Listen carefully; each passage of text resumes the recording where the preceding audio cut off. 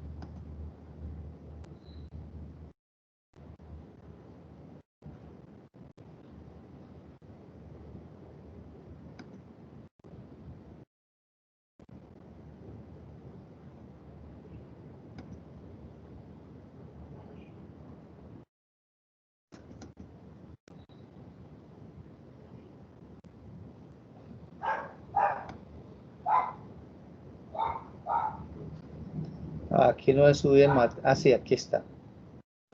Aquí está resonancia magnética nuclear. Resonancia magnética nuclear. Resonancia magnética, sí. En el material que ustedes tienen está resonancia magnética nuclear.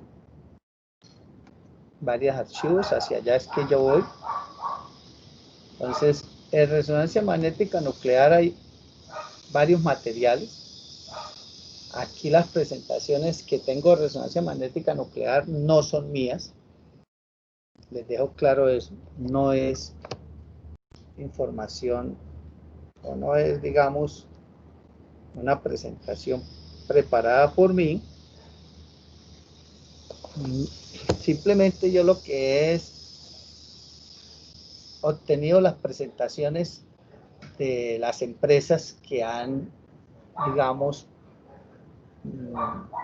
socializado, ¿no? Han socializado sus herramientas. Lógicamente que cada empresa de por sí muestra los atributos de su herramienta como la mejor herramienta. También tengo las presentaciones de unos cursos, curso de Schlumberger, de un curso también de Halliburton. Yo no voy, lógicamente, a promocionar ninguna herramienta en particular porque ese no es mi oficio como profesor. Sí les puedo decir que algunas herramientas tienen algunos atributos que son mejores que la competencia o que otras empresas, pero aquí lo que yo voy a centrar en sí en esta presentación es los fundamentos teóricos de cómo es que funciona la herramienta y qué información nos bota la herramienta, ¿sí? Y posteriormente, pues, su interpretación, que es lo más importante, su interpretación. Entonces, en lo que nos queda hoy de clase, voy a abrir, por ejemplo, la presentación de Baker, que es la más corta, por lo que nos queda menos de una hora, queda 50 minutos, 48 minutos. Voy a abrir esta. Vuelvo y repito, no es presentación mía, sino es la de Baker, y vamos a mirar qué habla Baker de su herramienta de resonancia magnética nuclear. Bueno, antes de abrirla, sí es bueno ver algo de historia. ¿Sí? Pero vamos a mirar algo de historia de la resonancia magnética. Es en un curso por acá. Creo que este curso de Schlumberger, creo que es este. Vamos a ver si es acá donde está la historia de la herramienta como tal. Una presentación larga, se demora un poquito en abrirla. ¿Sí? Bueno, este es un curso de 5 días que asistí en Bogotá, de Schlumberger, editado por Pablo Saldugaray, de Schlumberger. ¿Sí? Una presentación que ustedes también la tienen ahí colgada en el material, en la plataforma, el material que les mostré ahorita. Y tiene 208 diapositivas. O sea, es todo el curso de una semana, imagínense, 40 horas. ¿Sí? Obviamente aquí nosotros no vamos a ver todo el curso. Y aquí yo voy a mirar algunas cosas, como ahorita la historia, de pronto algunas particularidades que muestran en el curso de la herramienta de Schlumberger. Y lo que nos interesa ver de este curso son los ejemplos, ¿sí? Ya las aplicaciones, los ejemplos, pues los vamos a ver de acá de este curso. Entonces, vamos hacia la historia. Bueno, aquí contenido del curso fue resumen de las aplicaciones, principios físicos, interpretación básica de ejemplo, interpretación básica de registro, ejemplos de aplicación. Aquí sí nosotros vamos a ver estos ejemplos de aplicación. Vamos a analizar porque son casos que es bueno que nosotros los analicemos también. Entonces, por aquí empieza la historia de la resonancia que quiero mostrarles. ¿Sí están viendo la presentación, compañeros? ¿Me confirma alguien por ahí? Sí, profesor. Bueno, entonces vamos a mirar la historia de la resonancia magnética, obviamente en la industria del petróleo, ¿no? Porque vuelvo y repito, esta herramienta nació para la medicina, y de la medicina pasó a la industria petrolera.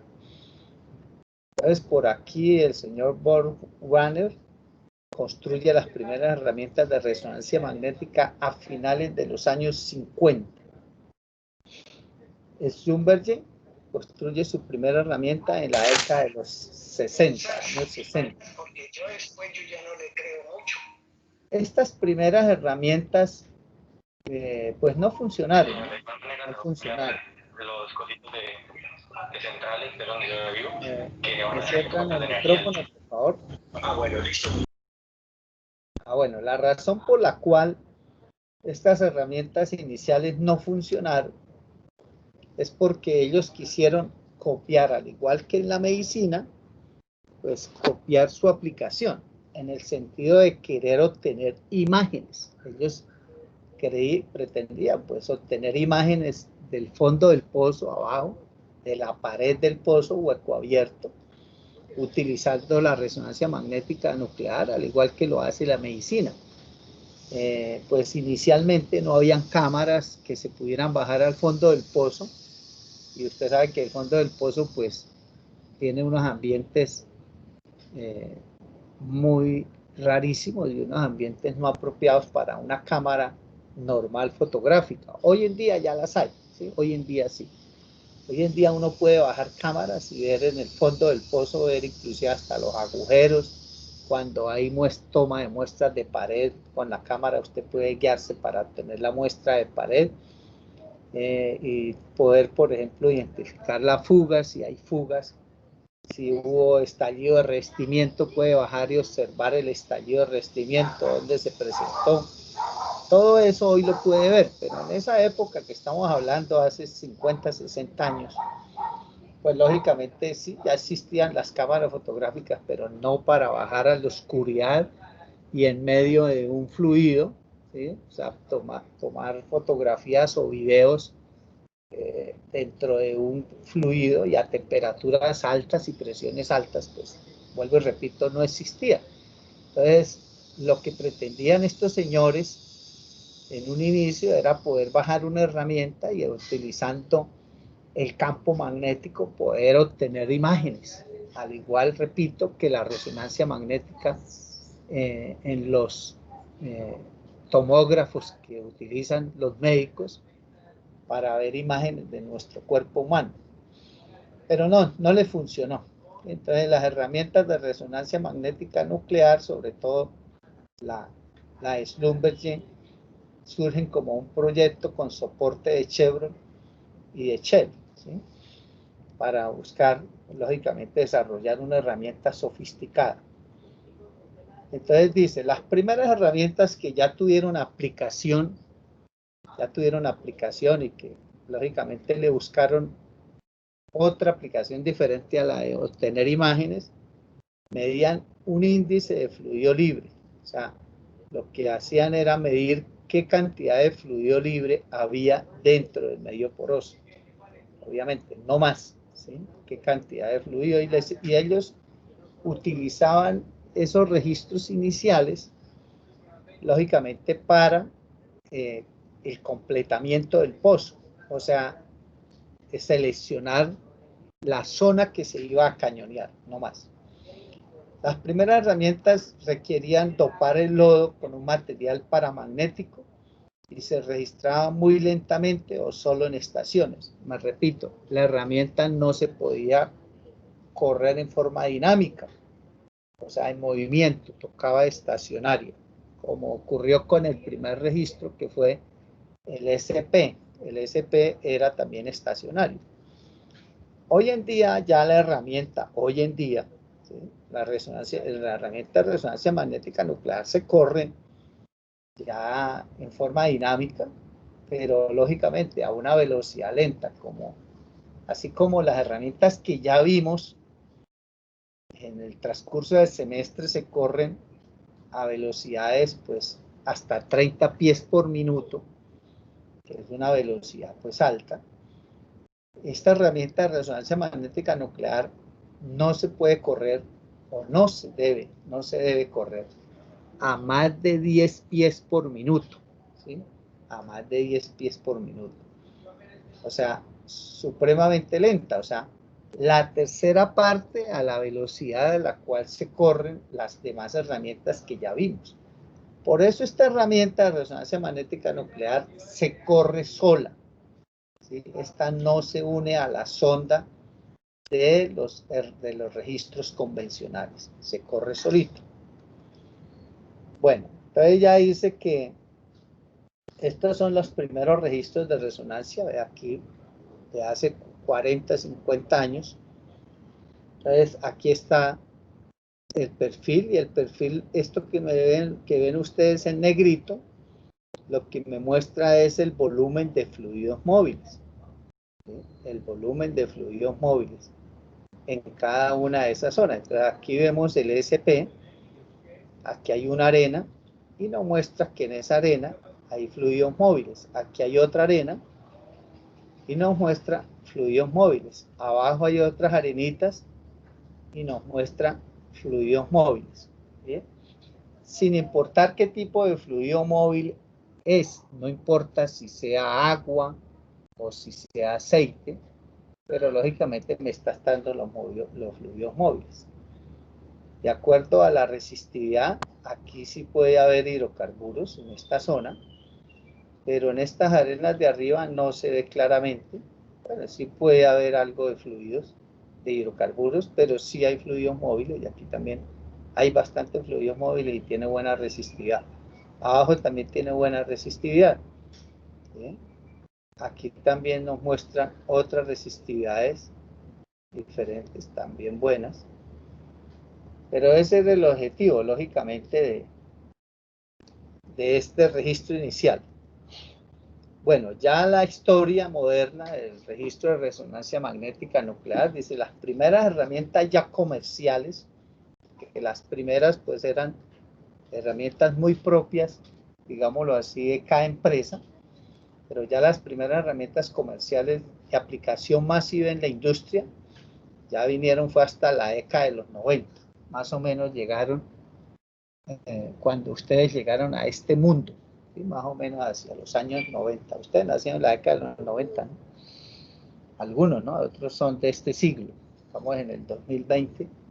Algunos de ustedes todavía son menores de 20 años, no, ya todos son mayores de 20 años. ¿Hay alguien por aquí menor de 20 años? No. Todos viejitos ya. Bueno, entonces la empresa que construyó las primeras herramientas fue Numar Corporation. ¿Sí? En la era moderna, Schlumberger comenzó a probar sus primeras herramientas en 1993 e introdujo la herramienta CMR, ¿sí? Resonancia magnética compacta se llamó, en 1995. Durante los años 90, Baker con Atlas y Halliburton, Baker compró a Atlas era una empresa de registros, fue comprada por Baker y con Halliburton obtuvieron las licencias de Numar, ¿sí? Las compraron para operar la resonancia magnética nuclear. En 1997, Halliburton compra Numar. O sea, Baker Atlas y Halliburton primero tuvieron las licencias y luego Halliburton compró Numar, la empresa que desarrolló la primera herramienta comercial. Este más o menos es un proceso también evolutivo de la herramienta, ¿sí? Es algo histórico hasta llegar a la herramienta actual. Esto que ustedes están viendo a colores en la parte superior derecha son los registros de resonancia magnética nuclear. Esos son. Y ese es el proceso evolutivo de la herramienta, ¿sí? Bueno, estas son las aplicaciones. Pues yo me salgo de aquí y les voy a mostrar ya las aplicaciones en la presentación de Schlumberger. Entonces, la presentación de Baker. Esta es la presentación de Baker. Entonces, me vengo aquí a Baker. Su herramienta se llama MREX. Resonancia Magnética Resonance Explorer.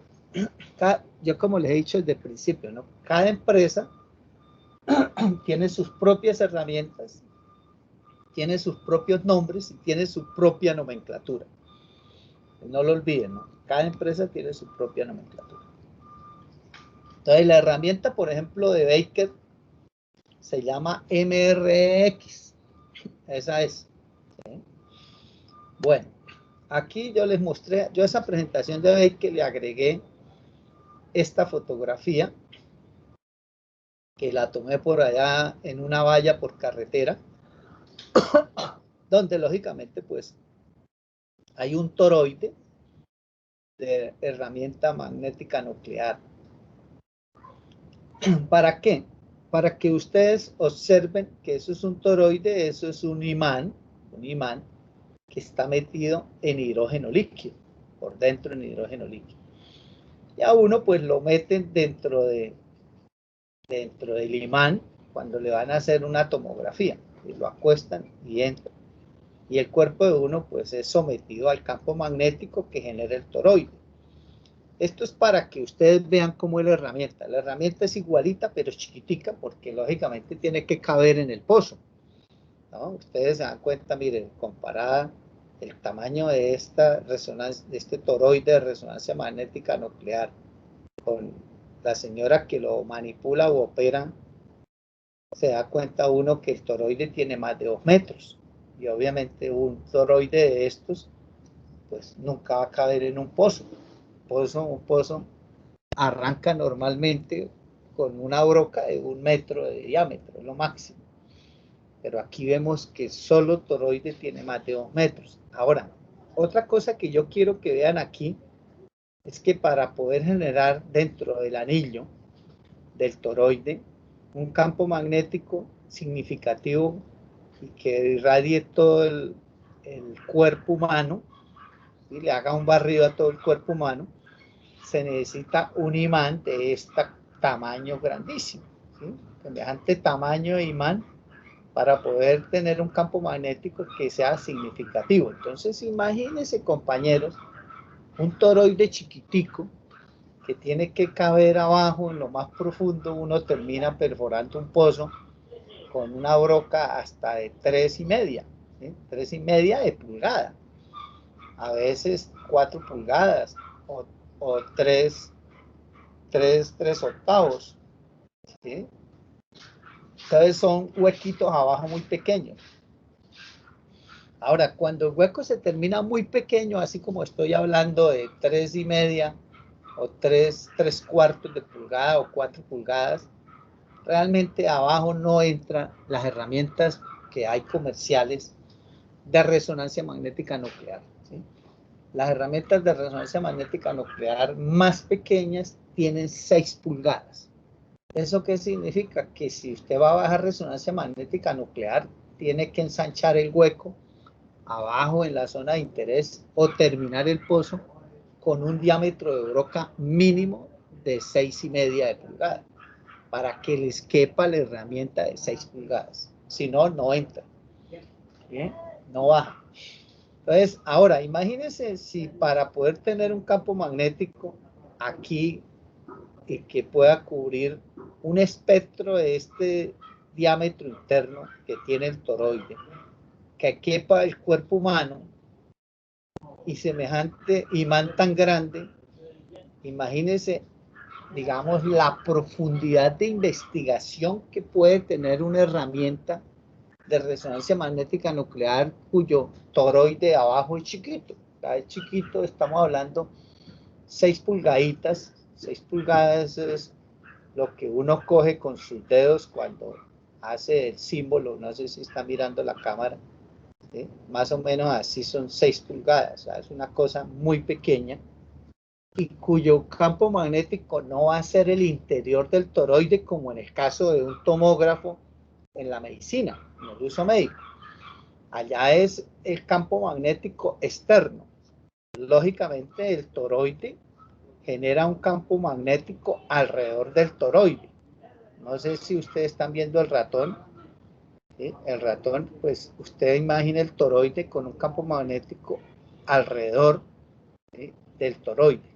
Entonces, así como genera el campo magnético internamente en el círculo, también el campo magnético es en la periferia del toroide. Entonces, también por fuera en un radio similar al de adentro, ¿sí? En un radio similar al de adentro. Entonces, el campo magnético realmente es muy pequeño y ese, digámoslo así, es uno de los defectos, no digamos los errores, sino uno de los defectos o limitantes de esta herramienta. O sea, esta herramienta tiene una profundidad de investigación muy baja, de por ahí 4 o 5 pulgadas, ¿sí? La empresa Baker dice que su herramienta llega hasta 8 pulgadas, pero 8 pulgadas no es nada. O sea, 8 pulgadas es la zona lavada, no más, la zona lavada. O sea, esta herramienta todavía no es capaz, no se ha perfeccionado para llegar, por ejemplo, a la zona virgen, hasta donde llega RT. Entonces, a futuro, por ejemplo, esta herramienta podrá reemplazar la herramienta Density, la Neutron, la Sónica, el Gamma Ray, el SP, o sea, todas estas herramientas las puede reemplazar. La que no va a reemplazar es la de resistividad, porque esta herramienta no mide resistividad. Litología sí me la muestra. Porosidades también. ¿Sí? Volúmenes de fluidos también, inclusive el tipo de fluido nos lo indica. ¿Sí? Volúmenes de fluidos móviles me los indica. Permeabilidad, dicen las empresas, que es muy buena las correlaciones para el cálculo de permeabilidad. ¿Sí? No, no lo he comprobado con valores de laboratorio para decir que sí es cierto. Ellos dicen que sí. Entonces, como se pueden dar cuenta, puede reemplazar la mayoría de herramientas menos la resistividad. Y además, pues a nosotros la resistividad que nos interesa es la resistividad profunda, o sea, la de la zona virgen, RT. Y esta herramienta pues no llega hasta allá. ¿Sí? Bueno, eso para eso es. Bueno, inicialmente, como ya lo vimos en la presentación de Schlumberger, pues la resonancia magnética inició, fue en la medicina, para obtener imágenes. Como se pueden ver ahí, es una escanografía de un cerebro humano y la imagen se basa obviamente en los hidrógenos de los fluidos que componen nuestro cuerpo. Recuerden que el cuerpo humano en un 70% está compuesto por agua y esos son los hidrógenos que van a ser afectados por el campo magnético. Esas son imágenes clínicas, ¿no? Y lo que hace es cuantificar el hidrógeno presente en el espécimen, dice ahí, y se calculan los tiempos de relajación en los tejidos presentes. Y de ahí nace la imagen, que vuelvo y repito, fue lo que pretendió la industria hace 50 años, ¿sí? Obtener con este registro que finalmente no lo lograron. Aquí viene la historia que ya les comenté. Bueno, ya la había pasado ahí a esta presentación. Ya la había pasado. Bueno, el principio físico, que es lo que nos interesa a nosotros. ¿Cómo funciona la herramienta? ¿Cómo es que hacemos que ese campo magnético que va a generar la herramienta me muestre unas propiedades petrofísicas, ¿no? Y hasta físico-químicas, porque nos dice el tipo de fluido que hay abajo. ¿Cómo funciona ese campo magnético para lograr tantas cosas? Yo soy uno de los sorprendidos con esta herramienta. Esta herramienta realmente es muy revolucionaria. Bueno, entonces partamos del hecho o del principio de que la molécula de agua, porque aquí el campo magnético actúa es sobre los hidrógenos, pues el agua en particular es una molécula que tiene dos hidrógenos y un oxígeno, H2O. Y los hidrógenos, que no solamente están presentes en el agua, sino también en los hidrocarburos, ustedes ya lo saben, tanto líquidos como gaseosos, o sea, tanto el petróleo como el gas natural tiene hidrógenos, al igual que el agua, y debido a una propiedad que tienen esos hidrógenos de moverse, digamos, orientados por el campo magnético, y que esa orientación va a tener un tiempo de relajación dependiendo del tipo de fluido. Es lo que permite que esta herramienta nos identifique el tipo de fluido. No solamente si es agua y es petróleo o es gas, sino que si es petróleo, qué tipo de petróleo es. Si es pesado, mediano o liviano. ¿Sí? ¿Por qué? Porque dependiendo de la densidad del petróleo, pues está el tiempo de relajación del hidrógeno con respecto al campo magnético. Entonces, aquí a los hidrógenos los llaman spin. ¿Sí? Spin, que es un protón que se comporta como un pequeño magneto. O sea, los hidrógenos pues son unos átomos que tienen un protón, un neutrón y un electrón. El protón es el que va a tener el comportamiento de un campo magnético. O sea, él se va a orientar o va a dejarse manipular por el campo magnético que genera la herramienta.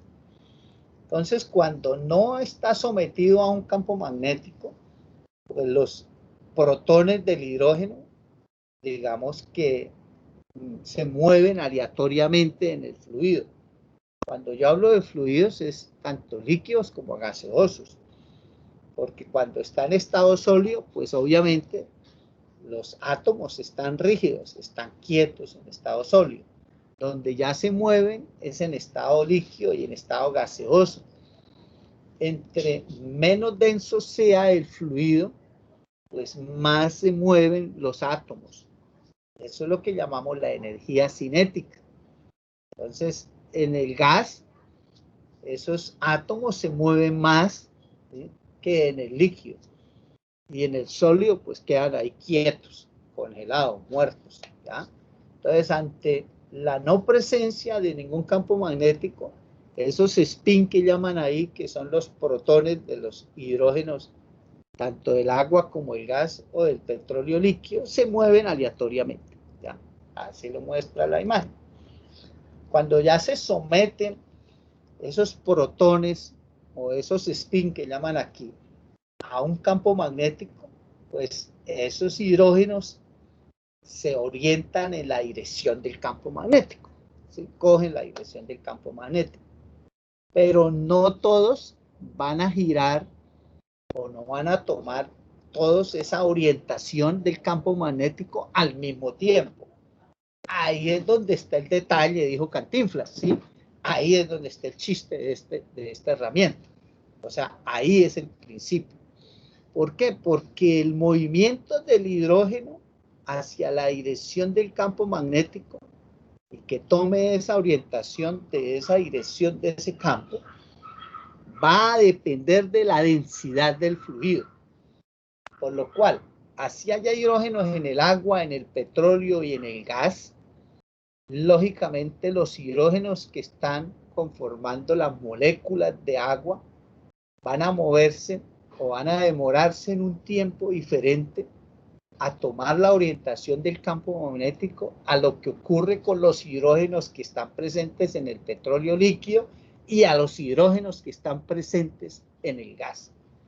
Aquí ojo con lo siguiente, yo cuando estoy en clase pues me muevo ahí delante de ustedes en el tablero y los movimientos de uno como en el cuerpo y de las manos le facilita a ustedes poder entender estos movimientos, ¿sí? Aquí pues más complicado, pero imagínenselo. Entonces usted va a tener ese campo magnético y el hidrógeno va a ser sometido al campo magnético. Lógicamente el campo magnético lo que va a romper es la energía cinética. O sea, tiene que ser el campo magnético mayor a su energía cinética para que el hidrógeno sea sometido. En otras palabras, es algo parecido a el escape de un cohete que salga del planeta, pues el cohete tiene que tener una energía tal que rompa la gravedad, porque si no es capaz de romper la gravedad, no puede salir, ¿sí?, al espacio. Lo mismo sucede aquí. Aquí los hidrógenos están sometidos a una energía dentro de la molécula. Y la única forma de que ellos puedan ser orientados hacia una dirección es porque la fuerza al cual los someten tiene que ser mayor a esa energía. Ahora, ya les dije hace poquito, entre más liviano sea el fluido, los hidrógenos o sus átomos tienen mayor energía cinética. Entre más livianos, ¿no? Entre menos livianos, o sea, más densos o más pesados sean los fluidos, pues entonces su energía cinética es menor y le favorece más al campo magnético a poderlos dominar. Entonces, ¿cuáles van a ser los hidrógenos que se van a mover más rápidamente? Aquellos que están en los fluidos más pesados. Y los que se van a demorar más tiempo en poder ser dominados y que tomen la dirección del campo magnético son aquellos hidrógenos que están en los fluidos más livianos o menos pesados, o sea, el gas. ¿Sí? Los hidrógenos del gas se van a demorar más. Por esta razón, compañeros y queridos alumnos, cuando esta herramienta se corre en las zonas de gas, debe hacer una estación. O sea, la herramienta debe parar en las zonas de gas. ¿Para qué? Para poder esperar el tiempo suficiente para que los hidrógenos que están en el gas sean sometidos al campo magnético. Y más o menos, o sea, se estima de que toca esperar 10 segundos. Ojo, 10 segundos. O sea, hasta dejar la herramienta estacionada al frente de la zona de gas 10 segundos para que los hidrógenos que están en el gas alcancen a ser dominados por el campo magnético. Entonces, ¿cuáles son los hidrógenos que van a girar más rápido? Los que están presentes en los fluidos más pesados, o sea, en el agua, que es más pesada que el petróleo, cuando obviamente hay petróleos por encima de 10 grados API. ¿Sí? El agua serían los primeros en girar, serían los hidrógenos del agua, ¿ya? Luego los hidrógenos del petróleo líquido, ¿ya? Y entre más liviano sea el petróleo líquido, esos hidrógenos se van a demorar más, ¿ya? Y los últimos en girar, digámoslo, en tomar la orientación del campo magnético al cual están siendo sometidos, el último viene siendo los hidrógenos que están en el gas. Como ya les dije, porque son los que tienen mayor energía cinética y obviamente hay que romper esa energía para poder dominar esos hidrógenos y que giren en la dirección del campo magnético al cual están siendo sometidos. Y dentro del agua, compañeros, dentro del agua, que son los hidrógenos que giran más rápido, bueno, a no ser que haya petróleo con una densidad igual a la del agua, pues ahí también los hidrógenos de ese petróleo pesado o extrapesado, pues van a girar al tiempo con el agua. Por eso esta herramienta no es eficiente. Ojo con lo que les estoy diciendo y tomen nota. Esta herramienta no es eficiente y no se recomienda utilizar en yacimientos de crudo pesado, o sea, o extrapesado, o sea, que tengan crudos que tengan una densidad cercana a 10 grados API o menos de 10 grados API, no se recomienda esta herramienta. Sin embargo, por ejemplo, la empresa Jocol contrató a Halliburton y corrió resonancia magnética nuclear en 2 pozos estratigráficos, que yo sepa, ¿no?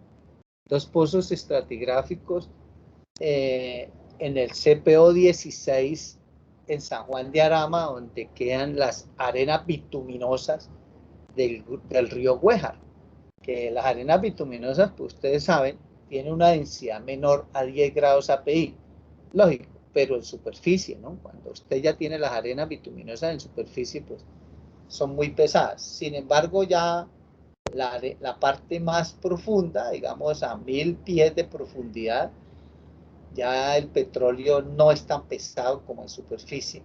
Ahora, la parte superficial, ustedes saben que ya no le corresponde a la Agencia Nacional de Hidrocarburos, sino a la Agencia Nacional Minera, porque ya las arenas bituminosas con explotación a cielo abierto, como en Alberta, Canadá, pues ya no se considera hidrocarburos como tal, sino se considera minería, ¿sí? Se considera minería. O en otras palabras, no es que no se consideren hidrocarburos, son hidrocarburos, sí, pero desde el efecto de la administración del suelo y del subsuelo en Colombia, ya está establecido y dividido que el subsuelo lo administra la Agencia Nacional de Hidrocarburos y el suelo lo administra la Agencia Nacional Minera. Y están separados legalmente. Hay un código del petróleo y hay un código minero. Y lo que sea en superficie, por ejemplo, si yo voy a explotar una mina de asfaltos o unos pozos de alquitrán, unos manaderos de crudo en superficie, yo no tengo que pedirle permiso a la ANH o concesión a la ANH para explotar esas minas de, de asfalto o pozos de alquitrán o manaderos o resumaderos de crudo. No, eso me toca con la Agencia Nacional Minera porque lo estoy haciendo es en superficie. Lo mismo, si aquí en Colombia de aquí a mañana se van a explotar arenas bituminosas a cielo abierto, la concesión no la adjudica la ANH, sino la adjudica la Agencia Nacional Minera. Cierro paréntesis. Bueno, entonces vuelvo al cuento. Aquí el campo magnético hace girar los hidrógenos hacia la dirección del campo magnético. Y esa orientación del hidrógeno hacia el campo magnético depende de la densidad del fluido en el cual esté el hidrógeno. ¿Queda claro? Ahora, lógicamente que aquí como la cuestión es de que todos giran, pero no todos giran al tiempo. Entonces, ¿dónde está el chiste? Ahí está, es en el tiempo en el que se demora. El tiempo que se demoren en girar. Y ese tiempo es lo que llamamos tiempo de relajación. Y eso es lo que la herramienta mide. La herramienta mide es tiempos. No mide, digamos, la magnitud del campo magnético, ni cuenta el número de hidrógenos como tal. Y como sí ocurre en los tomógrafos del uso médico para las, digamos, tomografías o radiografías que nos hacen utilizando resonancia magnética nuclear, ahí sí entra en juego el número de hidrógenos. Aquí no nos interesa si el número de hidrógenos, sino los tiempos, el tiempo en que se demora esos hidrógenos en girar en la dirección del campo magnético. Obviamente que son muchos tiempos. Aquí, ¿cómo miden esos tiempos? Pues esos tiempos de giro es muy complicado. Cualquiera de ustedes estaría imaginando, bueno, ¿y ese tiempo cómo lo miden? ¿Sí? Ese tiempo lo miden a partir de ecos. Vale, cuidado. Voy y vuelvo y no sé si alcancen a oír el sonido de la gota de agua.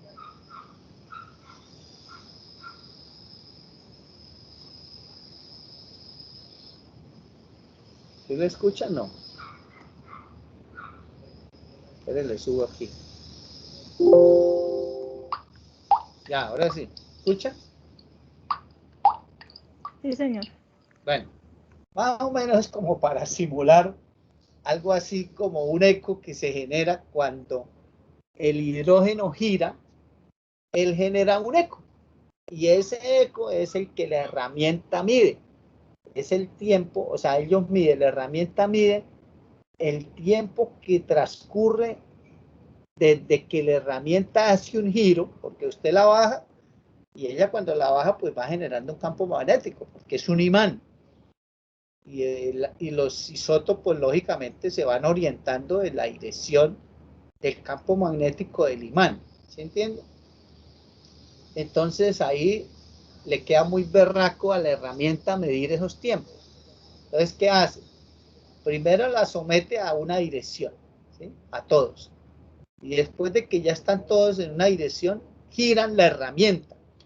La herramienta la giran 90 grados o 180 grados. Porque al girar la herramienta 90 grados o 180 grados, la dirección del campo magnético gira. Y entonces los hidrógenos tienen que volver a girar hacia el nuevo sentido del campo magnético. Y ahí es donde la herramienta entonces empieza a medir los tiempos. Desde el momento en que la herramienta gira y empieza a recibir los ecos y los mide. Y mide esos tiempos desde el momento del giro hasta la recepción de los ecos. Pero son muchísimos ecos. ¿Por qué? Porque solamente una gota de agua, como lo pueden leer ahí, hay 10 a la 23 hidrógenos. 10 a la 23 hidrógenos. Imagínense la huevonadita, ¿sí? Entonces, la cantidad de giros y ecos que van a llegar a la herramienta son abismales, muchísimos. Entonces, ¿la herramienta en qué se basa? En una distribución de frecuencias de tiempo. Aquí vuelve otra vez la estadística, compañeros. Que por eso es que yo les insisto tanto de que tiene que ver estadística. Los que, o sea, ustedes que son del plan de estudios anterior y no tienen estadística como herramienta, como asignatura obligatoria, compañeros, véanla, matricúlenla el semestre entrante de electiva. Ustedes no se pueden graduar sin saber estadística. Ahora, si ya matricularon todas las electivas y no tienen cupo, asistan a estadística. Mire, yo sé estadística y he sido profesor de estadística. No solo hay en la Escuela de Petróleo, yo fui profesor de estadística de gestión empresarial a distancia en el INSED, fui profesor de estadística en la UCC a los estudiantes de administración de empresas, fui profesor de estadística a los estudiantes de contaduría pública y fui profesor de estadística a los estudiantes de ingeniería de mercados en la UCC. Y di estadística 1, estadística 2 y estadística 3. ¿Sí? ¿Y yo por qué sé tanta estadística? Yo no vi eso en mi carrera. No vi porque, como ya les comenté, entró como electiva hasta en el 2005. Yo estudié en la década de los 80. ¿Sí? Y hasta ahora en el 2015, perdón, sí, en el 2005 entró como electiva, en el 2015 entró como obligatoria. O sea, yo no vi estadística en mi carrera. Yo la aprendí por mi cuenta. Cuando yo era estudiante, así como ustedes, yo me iba y asistía a clases en ingeniería industrial ahí en la UIS. Me iba y me metía al salón de clases y aprendí estadística 1, estadística 2, estadística 3. Aprendí costos, aprendí contabilidad, aprendí investigación de operaciones, aprendí matemática financiera, por eso también sé y doy ingeniería económica. ¿Sí? Aprendí matemática financiera y me metí, o sea, yo asistí. Yo digo que por lo menos a la mitad de materias de la carrera de ingeniería industrial me gustaba, y en lugar de quedarme por ahí acostado en el pasto como un bobo o sentado ahí en la cafetería, porque cuando no había ni televisores en la cafetería, ¿sí? En lugar de estar uno por ahí el ochudo perdiendo el tiempo, o menos irse uno allá para el bosque a meter marihuana, que eso obviamente cuando eso no existía tampoco, ese espacio de libertad de ir a meter hierba, como existe hoy, es que hoy todo es muy relajado y permitido, y porque ya han cambiado los tiempos y muchas, digamos, personas con diferentes características de personalidades han ganado muchos derechos con el principio de la igualdad y toda esa cosa, pero antiguamente eso no existía. Yo estudié en los años 80, nos regía la Constitución de 1886, imagínense. Ustedes nacieron con una Constitución como la de 1991, que es una Constitución de un Estado social del derecho. Así está contemplado en el artículo primero de la Constitución política, donde ya viene la libertad de culto, la libertad de expresión, la libertad de personalidad, la libertad de protestar, artículo 37 de la Constitución, o sea, tantas huevonadas que se han ganado, ¿sí? El derecho de petición, la tutela, etcétera. O sea, es una Constitución maravillosa. Obvio, los de la extrema derecha, como Uribe, no la quieren y están buscando convocar a una nueva constituyente para volver a un régimen conservador y someter a la población como si fuera una dictadura. Y la gente es tan boba y tan idiota, ignorante, que son capaces de que le votan a Uribe a una nueva constituyente para que los agarre y los apriete a todos y perdamos todos los derechos que hoy tenemos, como la consulta previa, la consulta popular, o sea, muchos mecanismos de participación ciudadana que existen, aunque la Constitución como tal no se ha desarrollado toda. Es una Constitución muy progresista y muy moderna. Por ejemplo, un artículo que no se ha desarrollado es la descentralización. Hoy en día seguimos siendo sometidos a lo que digan en Bogotá. Hoy en día los alcaldes y los gobernadores no han hecho valer eso que también dice en el artículo primero de la Constitución, que dice que se impera por la descentralización administrativa y la autonomía territorial, ¿sí? Regional. O sea, que los departamentos y municipios sean autónomos. Eso no se ha desarrollado todavía. Pero como cuando usted se lee la Constitución, dice, uy, esta Constitución es la berraquera, la putería, ¿sí? Mejor que cualquier país europeo. Pero el problema es que la Constitución nació, pero los que pueden desarrollar esa Constitución no han gobernado, porque ha gobernado en la derecha. Entonces la derecha ha gobernado con una Constitución socialista. Hijo de puta, y eso la odia. Y por eso es que hay muchos fallos de la Corte Constitucional en contra de los decretos que expide el gobierno y se los tumban, y muchas leyes aprobadas por el Congreso, que lógicamente es manipulado por el gobierno, por la mermelada que reparte. Y entonces todas esas leyes la Corte Constitucional las termina tumbando. ¿Por qué? Porque están en contra de la Constitución, ¿sí? La Constitución es una Constitución muy social. Ahora, cuando yo digo socialista, no lo confundan con el régimen socialista de Chávez, ni el régimen comunista, menos. Yo cuando hablo social es de sociedad, muy hacia a los derechos de la sociedad, de las comunidades, ¿sí? Eso es lo que es la Constitución del 91. Entonces, en la época mía, pues no existía esa Constitución, y no había tanto libertinaje ni tantas cosas. Le tocaba a uno, pues se aburría, si no tenía clase, pues yo me iba y me metía a otras clases, ¿sí? Así lo hacíamos casi todos, y nos íbamos a aprender vainas diferentes, porque es que si uno se queda solo con los conocimientos que adquiere de ingeniería de petróleos, pues es muy limitado su campo de acción, porque usted es un ingeniero de petróleos, pero con unas capacidades limitadas. No queda claro, o sea, solo hacer lo que le enseñaron para la parte del downstream y no más. Y eso no todo en upstream, ¿sí? Pero por ejemplo, nosotros no sabemos refinación, no conocemos inspección de tuberías, no conocemos la parte de la sísmica, ¿no? O sea, tantas cosas que hay en la industria que nosotros como ingenieros de petróleo, pues solo nos toca quedarnos parados mirando que otros hagan, porque nosotros de eso no sabemos, ¿sí? Y uno tiene que como profesional ser polifacético, o sea, tener un gran, entre más aprenda y sepa usted, va a ser mejor profesional.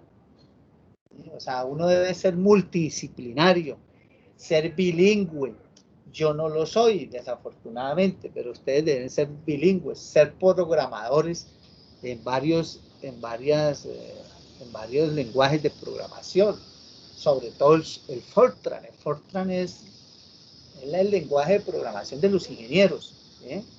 Fortran 77, o sea, los software más berracos, inclusive los de la NASA y todo, son en Fortran.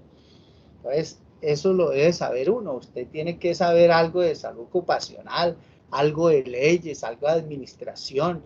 O sea, entre más aprenda uno cosas, mejor. Y esa es una de las ventajas que mi generación de ingenieros tuvimos. Primero porque tuvimos un pénsul que vimos bastantes geologías, pero además nosotros no nos quedábamos ahí con lo que la universidad nos daba, ¿no? Nosotros, como les comenté de pronto en una clase anterior, nosotros en la década de los 80 sufrimos de la ausencia de profesores de planta. La Escuela de Petróleos no tenía sino 2 profesores de planta, que era el profesor Villabona y el profesor Gonzalo Gómez, no más. Los demás profesores venían de la industria y nosotros teníamos era clase viernes, sábado y domingo. Parecíamos estudiantes a distancia del IMPRED, ¿sí? Solo teníamos clase viernes, sábado y domingo, que llegaban los profesores de campo y nos daban clase viernes, sábado y domingo. O sea, nosotros durábamos de lunes a jueves libres. Ahí teníamos una cafetería al frente de la UIS donde nos reuníamos casi todos, la gallada nuestra. La cafetería la llamábamos la 32, porque el código de la escuela era ese, 32. pero nosotros nos íbamos aburridos, decíamos, vámonos a clase, y empezamos a mirar, vamos a clase de tal cosa, y nos metíamos a clases. Otros se iban por allá a mecánica, otros a ingeniería química y aprendían otras vainas. A mí me gustó la parte de ingeniería industrial y me metí y aprendí todo esto de estadística. Entonces ya pues son las 12, pero aquí quiero cerrarles de que el principio en sí físico de este campo magnético es ese. Entonces cuando giran la herramienta en otro sentido y le cambian, por ejemplo aquí habla, fueron volcados 90 grados, al ser volcados en 90 grados, pues los spin, famosos spin o hidrógenos van a girar en la dirección de ese campo y lógicamente lo que hace la herramienta es contar los tiempos, ¿sí? Bueno, esto es así y más o menos ya cerramos con esto. Vamos a mirar aquí un videito de cómo es el principio en sí. Aquí simulan en este videito los de Baker ese giro de los spin o de los hidrógenos. Pero lo adelanto un poquito porque es bastante lento. Bueno, aquí. Entonces aquí está simulando un campo magnético B sub 0. Está en la flecha hacia arriba, vertical, color azul. Y hay un spin. Ahí está mostrando un hidrógeno, color verde, que está lógicamente girando en la dirección de ese campo magnético B sub 0.